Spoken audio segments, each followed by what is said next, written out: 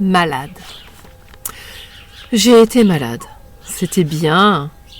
J'avais très mal à la gorge. Je ne pouvais rien avaler. J'avais 42 fièvres. Enfin, presque. Papa et maman se sont disputés pour savoir qui allait me garder. « Je ne peux pas, disait maman. J'ai été absente 3 fois ce mois-ci à cause de Benoît. Tu imagines ce que va dire mon chef ?»« Et moi, disait papa, j'ai trop de travail à la boucherie. J'ai 3 carcasses à découper. » Eh bien, bravo, papa préfère ses côtelettes, maman ses pires, elle préfère mon petit frère.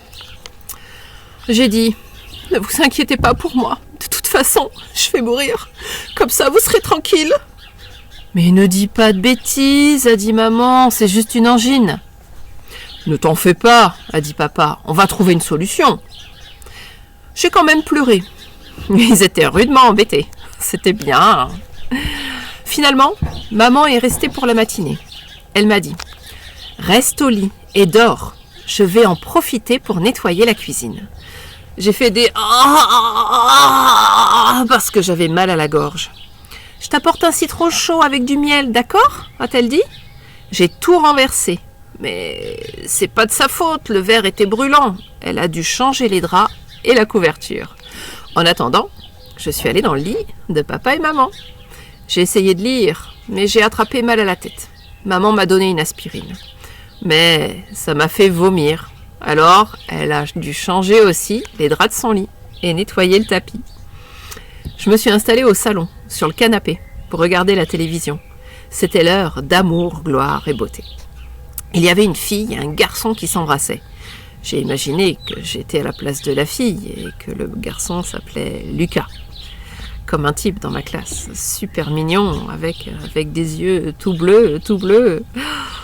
C'était tellement beau, ça m'a fait pleurer.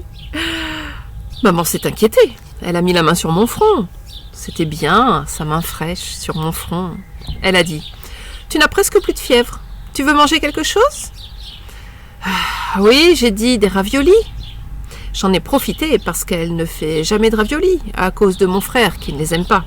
J'ai mangé toute la boîte avec 1 litre de ketchup et une tonne de fromage. Après, je me sentais un peu bizarre, je suis allée me recoucher. « Tu ne vas pas encore vomir » a dit maman. Elle aurait mieux fait de se taire, ça n'a pas raté. J'ai recraché les raviolis.